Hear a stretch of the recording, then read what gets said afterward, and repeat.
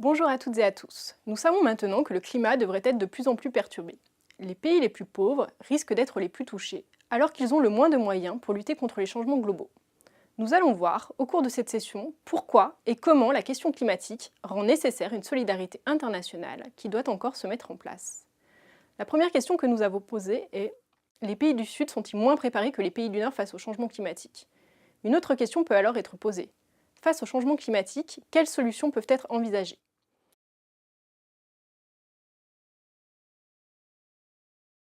À l'échelle internationale, il y a deux grands types d'actions possibles. La première, atténuer les causes de changement. La seconde, s'adapter aux conséquences des changements. La mise en œuvre de l'atténuation essaye d'avoir des impacts sur les facteurs des changements, malgré de fortes incertitudes. Différentes mesures sont proposées, comme par exemple reforester, développer des techniques de capture et de stockage du carbone, réduire la consommation d'énergie, changer les pratiques mobilitaires ou les modes de consommation. Bon nombre de mesures sont envisageables à l'échelle individuelle, de groupes sociaux ou de sociétés. La deuxième possibilité repose sur des politiques d'adaptation. Elle consiste à essayer de maintenir des conditions de vie équivalentes malgré les changements. Les exemples sont là aussi nombreux. À titre d'exemple, en urbanisme, il est possible d'interdire des constructions à certains endroits, de déplacer des habitations pour éviter les zones à risque, de changer les modalités de construction, en proposant notamment des habitations sur pilotis ou à étages. Ces deux catégories, l'atténuation et l'adaptation, sont mobilisées lors de la mise en œuvre de la Convention-cadre des Nations Unies sur le changement climatique, abrégée CNUCC. Cette convention a été signée tant par des pays du Nord que par des pays du Sud. Adoptée lors du sommet de la Terre de Rio de 1992, cette convention, sans réelle contrainte juridique, vise à mieux saisir les changements globaux et à agir dessus. Je vous donne son objectif cité dans l'article 2. Stabiliser, conformément aux dispositions pertinentes de la Convention, les concentrations de gaz à effet de serre dans l'atmosphère à un niveau qui empêche toute perturbation anthropique dangereuse du système climatique. La conférence des parties, la fameuse COP suivie d'un numéro, est l'organe suprême de cette convention. Elle réunit les différents États membres en lien avec une conférence annuelle afin de prendre des décisions. Au-delà de ces grands principes internationaux, comment répartir l'effort entre les pays? Cette convention évoque des logiques complémentaires selon différents pays qui sont tantôt qualifiés de développés et tantôt d'en développement. Cette dichotomie fait également écho à différentes partitions de l'espace, notamment la limite entre un Nord, vu comme développé, et un Sud en développement. Cette séparation, autour de la limite Nord-Sud, date de 1980. Son auteur est le chancelier allemand Willy Brandt, qui publie un rapport intitulé « Nord-Sud, un programme de survie ». Ce couple s'impose dans les discours en même temps que celui de mondialisation. Le terme de Sud remplace progressivement celui de pays en développement et de tiers-monde. La couverture de ce rapport donne à voir la figuration sur une carte de cette limite, avec les pays du Nord en rouge orangé et les pays du Sud en bleu. Cette limite ne reprend pas l'équateur et les deux hémisphères. La première dualité, pays développés et pays en développement, présente dans la Convention-cadre des Nations Unies sur le changement climatique, repose sur une vision temporelle du progrès, vue comme téléologique.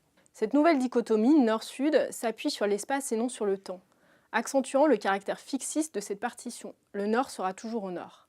Toutefois, observer cette carte permet de comprendre que les pays du Nord ne sont pas tous au Nord, comme le montrent les exemples australiens ou néo-zélandais. Il s'agit donc d'une métaphore spatiale. Par ailleurs, ces termes duaux peinent à penser les situations d'entre-deux. D'autres notions ont pu être proposées, comme l'émergence pour les pays du Sud. Il est de nouveau fait référence à un processus temporel. Les pays émergents ressemblent de plus en plus aux pays du Nord, par leur taux de croissance économique, par leur niveau de vie, par leur indice de développement humain et par leur puissance militaire. Autant d'indicateurs complémentaires, mais aussi imparfaits pour tenter de mesurer des situations complexes. Les catégories s'accumulent. Les pays en transition, pour les pays de l'ex-bloc soviétique, ou les BRIC, comme agrégat de pays visant à un certain contre-pouvoir. De même, les notions pensées autour de couples se prêtent assez mal à la gradation. Apparaissent alors des termes comme les nouveaux pays industrialisés, soit de potentiels nouveaux Nord, ou les pays les moins avancés, soit les Suds du Sud. Ce partage du monde repose sur les frontières nationales. Ce découpage de l'espace est très prégnant dans la lutte contre les changements globaux. Les COP montrent bien le rôle de l'État dans le processus de décision. L'exemple emblématique est le protocole de Kyoto. Cet accord, conclu en 1997, préconisait des quotas d'émissions par pays pour parvenir à une baisse globale des émissions de gaz à effet de serre de 5% sur la période 2008-2012. Mais cette approche centrée sur les limites étatiques ne permet pas de penser les problématiques aux échelles régionales et locales. Pourtant, aux échelles micro et méso, des inégalités importantes se révèlent. Des pôles de développement très consommateurs de ressources et producteurs de déchets existent dans tous les pays. Les métropoles ou les façades littorales seraient de bons exemples de nord qui peuvent être situés au sud. En 2015, 7 des 10 principaux ports de porte-conteneurs en équivalent 20 pieds, EVP, du monde, se situent en Chine, qui est pourtant dans cette classification un pays du Sud.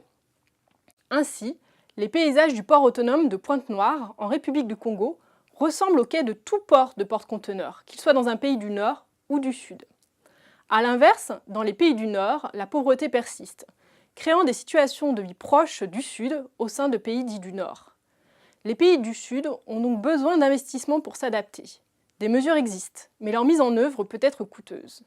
D'après l'Africa's Adaptation Gap et l'Emission Gap Report 2014, les besoins d'adaptation sont estimés par le Programme des Nations Unies pour l'environnement, parfois abrégé PNU, à 50 milliards de dollars par an jusqu'en 2050, rien que pour l'Afrique, avec un scénario de réchauffement de 2 degrés Celsius.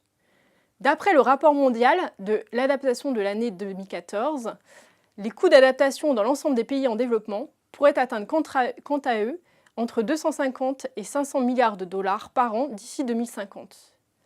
Les pays du Sud sollicitent donc l'aide des pays du Nord. Cela a été l'un des enjeux de la COP21 qui s'est réunie à Paris en décembre 2015. L'accord de Paris a acté le principe d'une aide importante des pays du Nord pour l'adaptation, ce qui constitue un premier pas. Deuxième question. Les pays du Sud sont-ils plus vulnérables que les pays du Nord face au changement climatique ? L'exposition au changement climatique demande maintenant de s'arrêter sur la notion de vulnérabilité. Elle peut être définie comme une propension ou une prédisposition à subir des dommages. Ce terme suppose donc une exposition à une menace. La vulnérabilité peut être physique, questionnant alors les capacités de résistance, notamment d'un bâtiment construit dans des matériaux peu résistants. Elle peut être sociale, invitant à mettre en valeur l'incapacité des sociétés à faire face, ou fonctionnelle, en mettant en premier plan les différents réseaux, comme celui de l'eau et les infrastructures notamment de transport, qui peuvent être perturbés. Les facteurs politiques sont eux aussi importants. L'absence de politique d'aménagement urbain et de contrôle peut entraîner le développement de bidonvilles dans des interstices situés dans des zones à risque. Ainsi, le développement informel important dans les pays du Sud peut accroître la vulnérabilité. La vulnérabilité permet de penser à la fois le risque et la catastrophe. Le risque est défini comme l'anticipation de la catastrophe et est de l'ordre du probable. La catastrophe, elle, est avérée. Le GIEC identifie certaines catastrophes comme étant plus fréquentes et plus intenses à cause du changement climatique, comme la montée des eaux, les fortes pluies, les sécheresses, les incendies, les ouragans et les tornades. Le nombre de victimes des catastrophes est d'ores et déjà élevé. Le coût, pour les pays, peut représenter jusqu'à plusieurs points de PIB. Les zones côtières sont particulièrement exposées aux risques. La mondialisation s'accompagne d'une littoralisation, c'est-à-dire une concentration des activités et populations sur le littoral, au bord des mers et des océans.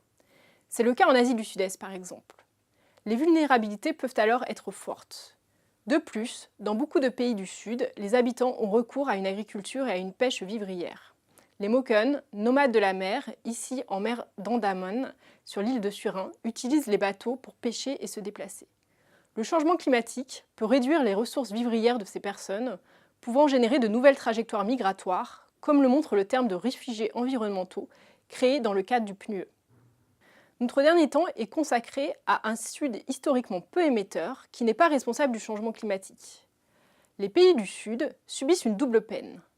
Leur vulnérabilité importante tend à les positionner en position de victimes potentielles du changement climatique. Or, ces pays n'ont pas provoqué les principales émissions. Ils vont payer les conséquences du développement des pays du Nord sans en avoir profité. Ce graphique montre que les émissions de la Chine sont marquées par une importance croissante, alors que celles du Japon, de l'Union européenne, des États-Unis sont en régression ou en stagnation. Les émissions en croissance dans les pays émergents sont en partie liées à la délocalisation de la production occidentale, un thème auquel nous consacrerons une prochaine session. Les changements sont relativement rapides, en l'espace de 15 ans. 1990 était la base de référence des calculs du protocole de Kyoto. Pour tenir compte de cette situation, la conférence de Paris a approuvé le concept de responsabilité commune mais différenciée. Les pays développés doivent prendre des engagements de réduction absolue de leurs émissions, tandis que les pays en développement doivent converger graduellement vers ces objectifs. Il est en effet fondamental de ne pas interdire l'accès au développement aux pays du Sud. Nous verrons par la suite qu'il n'y a aucune contradiction entre développement et bas carbone. Nous avons aujourd'hui les moyens techniques et humains de favoriser le développement et la croissance dans les pays du Sud d'une manière compatible avec la limitation du réchauffement à 2 degrés Celsius d'ici la fin du siècle. Merci pour votre attention. Notre prochaine session sera consacrée au consumérisme et aux déchets, qui sont responsables d'une partie significative des émissions. À bientôt.